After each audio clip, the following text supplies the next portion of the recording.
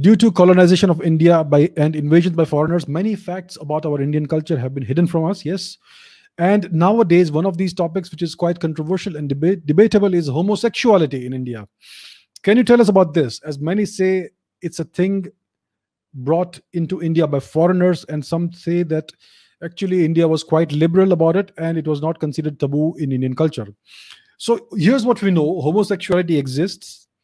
A certain percentage of the population tends to be like that. So it is a natural thing. There's nothing unnatural about it. It's a small minority of the overall population, but it does exist. And during India's colonial time, during the Turkic occupation time as well, I am sure that homosexuality was a crime. When the British came here and they created their laws, which India still follows, well, they criminalized homosexuality, and until just 3 or 4 years ago, that law was still in place. So that colonial law from the 19th century or thereabouts was in force in India until 2 or 3 years ago, or less than a decade ago.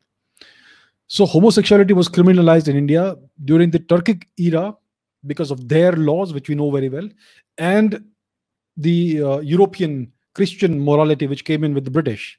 So these Abrahamic moralities and cultures, they regard homosexuality as a great sin, and it is usually punishable by death.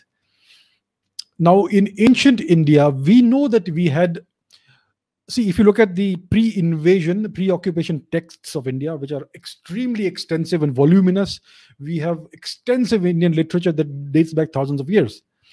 So homosexuality is not mentioned in that.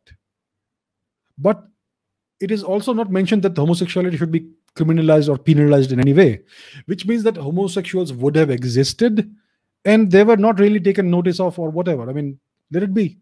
There was nothing written about them. So it was basically, from the evidence that we have, the evidence of absence, it looks like homosexuality was treated with basically indifference. It didn't matter. We do know that transsexuals have had a long history in India. In the Mahabharata, there was this person called Shikhandi who was born a boy but was a girl, or the other way around. I'm not really sure right now, but it's one of the two things. So this was a transgender person, a great warrior, right?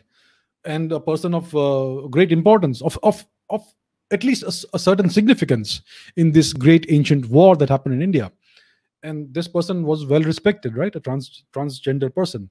So transgenders have been around for a long time, and they have never been in any way marginalized or oppressed. In recent times, in the past 1,000 years or so, transgenders have been oppressed and marginalized. But today, at least if you will say that in Hinduism, it's not the case. In the Kumbh Mela, you have the Kinnar Akhada, who are given the same rights and same honor as every other Akhada, right? So it's clear that in Indian culture, in the pre-invasion, pre-occupation culture, there was nothing of any kind against transsexuals, transgenders, or homosexuals. Because see, we know now that Hinduism is greatly demonized nowadays. Historians and sociologists and Marxist authors, etc., they try and dig through Indian texts and find evidences of something that is apparently bad today, and they shout about it from the rooftops. And I guarantee that they've been trying to find something about against homosexuals in India's texts, and they have found nothing.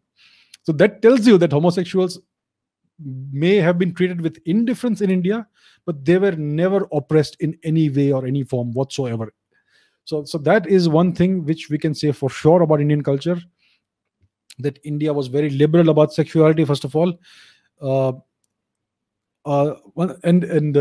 I think homosexuality of any form is not mentioned at all in Vatsyayana's Kama Sutra, etc.